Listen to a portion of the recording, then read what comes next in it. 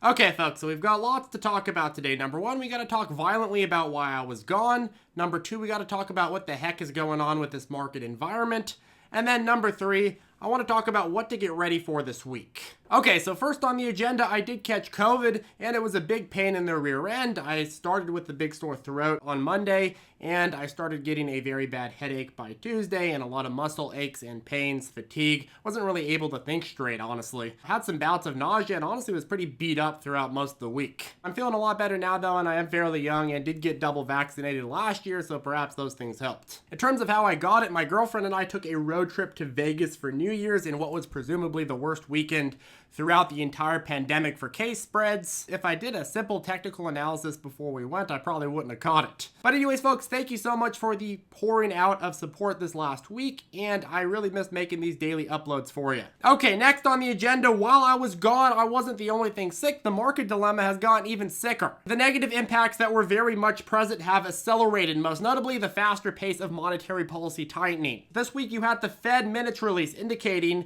that the officials foresee up to 0.75% increases in 2022, as well as another 3 hikes in 2023, and 2 more the year after that. Also announced they will speed up tapering of their monthly bond buying program, and that will be finished by March. And market expectations are pricing in that after that program ends in March, you're going to see that first interest rate hike that same very month. This week, the S&P 500 saw some pain, but the tech-centric NASDAQ has been getting it the worst, as folks most notably anticipate higher multiple tech stocks are going to get punished more by the Fed. We know this. To many, it's simple math. If easy money policies pumped up tech, then the reduction in easy money policies should punish tech and deflate tech. But what amount does something have to go down for that to be fulfilled? 30%, 40%, 50%? If we have 3 modest 0.25 percentage point hikes in 2022, a few more in 2023, and 1 or 2 in 2024, does that warrant a 50% destruction in certain tech stock valuations? What about a 60, 70, 80% destruction? Should price to sales of some of the hottest companies in terms of revenue growth and customer acquisition be bludgeoned down well below levels that we've seen during periods of time where you had much tighter monetary policy than is even going to be reached in the next couple of years? That's the question that the market is trying to answer right now. And to begin to answer this question, folks like to look at an index tracker of the NASDAQ 100 like Triple Q or the broader NASDAQ index and say, oh well, damn, it's due for a correction. This has gotten far too out of control. It's a big bubble. Then, of course, it's like, well, wait a second. You're really only looking at a few outliers when you're looking at this index, right? When you look at the bigger context, Bloomberg reported just on January 6th that the number of NASDAQ stocks down 50% is almost at a record.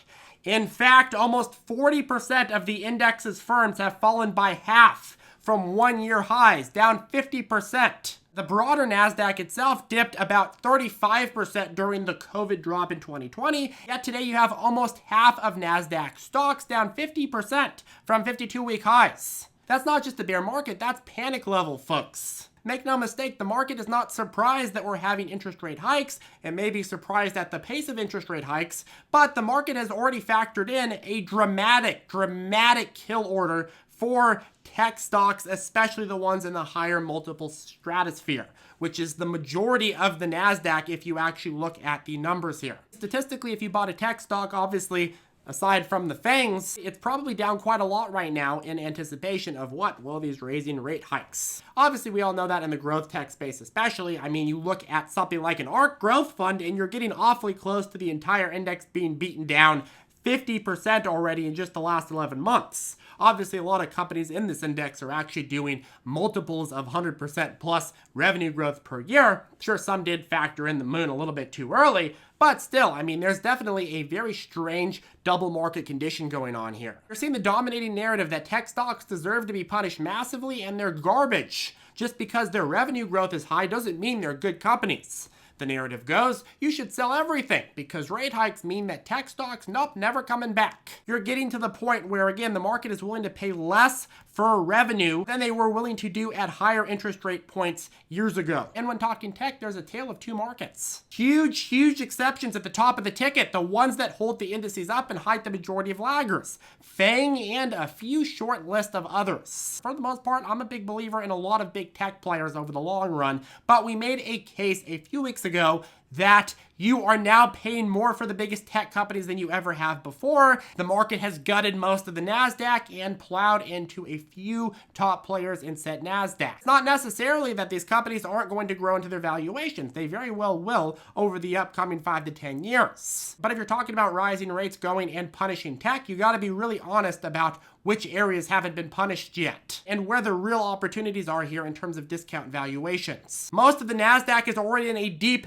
bear market. During the dot-com bubble, growth stock at the time, Amazon, went from the split adjusted price at $112 to just over $6. And if you read over analysis reports at that time, many argued that despite the company's quarter-over-quarter dramatic revenue growth, customer acquisition, and growth opportunities in different segments, that, hey, being a tech stock at $6, it was still way too overvalued. Too much to pay. Don't you know that we just popped a bubble? Tech euphoria is people buying tech stocks regardless of the numbers they are reporting. But the opposite, or what they want you to think is the opposite, tech dysphoria, is eerily similar. People selling and hating tech stocks regardless of what the companies are reporting. Neither makes sense. It doesn't make sense to love companies regardless of what the company's reporting, and it doesn't make sense to hate companies regardless of what the companies are reporting. One results in stocks becoming way too overvalued, the other way too undervalued. Yet the market likes to flex from one direction to the other, and it likes to remind you in each cycle not to question the numbers, because the numbers don't matter. It's all about how the market feels in the moment, how the monetary policy is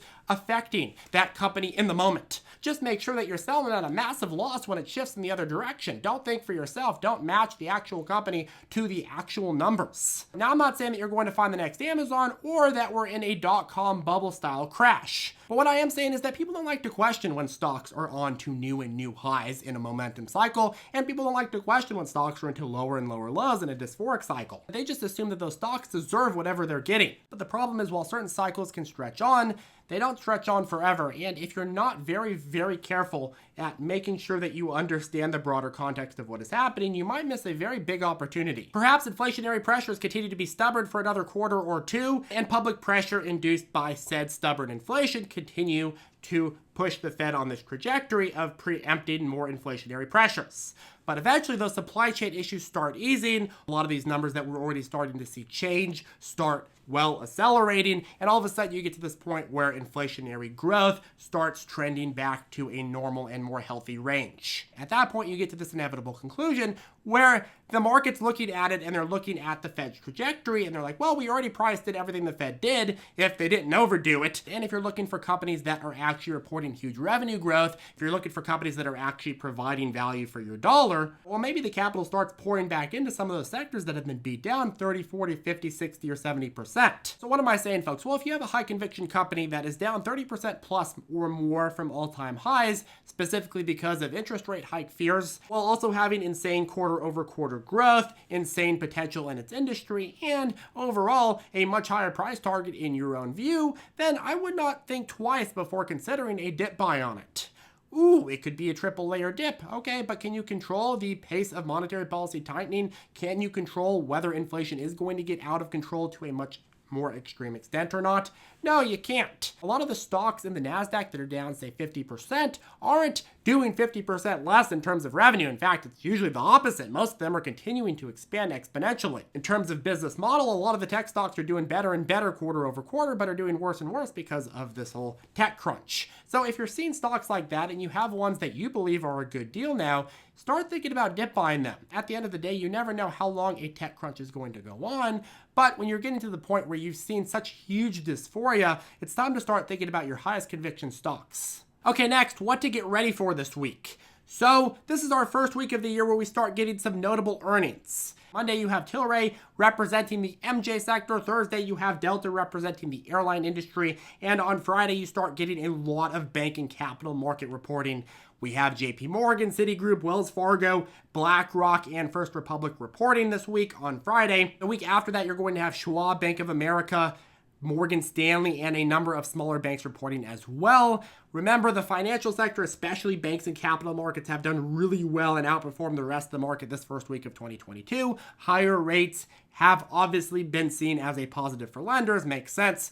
But come earnings and especially guidance, you'll start getting the banks themselves giving a more in-depth image of how this new environment is going to impact their bottom line, and we'll get a lot of clarification on market condition and economy as a whole from these guidance sets. Next, DWAC and Trump stock. So DWAC pumped hard on Thursday in the after hours as they set a target launch date for their app, which is apparently February 21st. Fun also pumped, showing sympathy rallies are alive and well. My take is that in terms of trading potential, these are worth watching for more catalyst drops, but most reliably, I believe they'll have some pre-anticipatory style opportunities ahead of that February 21st release date. Now, February 21st is a Monday, and that Monday is a federal holiday, President's Day, which I guess is why they chose to release Trump's app on that day. But the point is the market will be closed on that day. So the week ahead of that is going to be the big pre-anticipatory run week, and I expect this app to get a lot of attention. Whether you like the guy or not, certainly a lot of high potential around his app, and we've seen that to be true with DWAC in the past.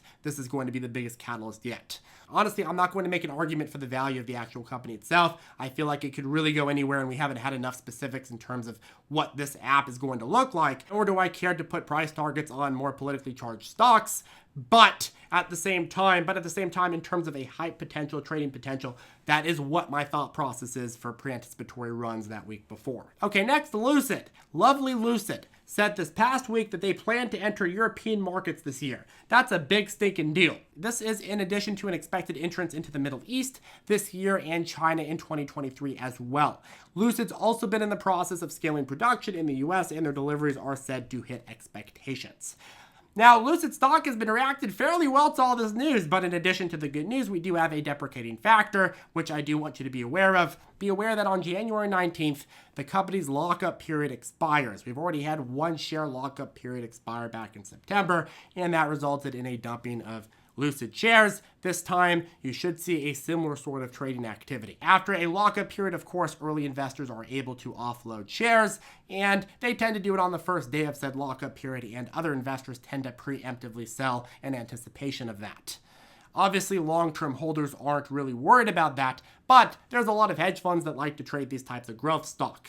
So at the end of the day, it is something to be aware of if you are trading it on more of a short-term basis or if you're looking to lock in profits. My personal price target, you can see all my price targets in ZipTrader U, but my personal price target on this is $45. That's about the price where I see as the fair value, with it trading very, very close to that fair value. Obviously, I can't make an argument that Lucid is an insane deal right now, and I wouldn't be surprised if investors that are locked up in this decide to take some profits on it. Early stage EV companies are going to hit a lot of early stage challenges, and I wouldn't be surprised if a lot of them make the calculus that, hey, we're going to have some periods of challenges this year where we're going to have some bad press releases, and some of the more paper handy investors are going to sell and panic sell on the first sign of inevitable problems rolling out with deliveries. I wouldn't be surprised if they decide to take the profits before that happens. Anyways, that's my thought process on the overall market and things to get ready for approaching this week. I hope this video was valuable for you, and make sure to hit that ravishing like button and also subscribe as well if it was. If you'd like to learn how to trade with our step-by-step lessons, our private chat, our daily morning briefings, as well as, of course, our full price target list, I will put a link to ZipTrader U below. Coupon code GOODBYE2021 is still active for a short amount of time, so if you do want a sizable discount, my voice is getting kind of nasally, but if you would like a sizable discount before checkout, make sure to type in that coupon code and it will apply it when you hit that apply button before checkout. Anyways, folks, that caps off the video. Have a good one. I'll see you in the next video.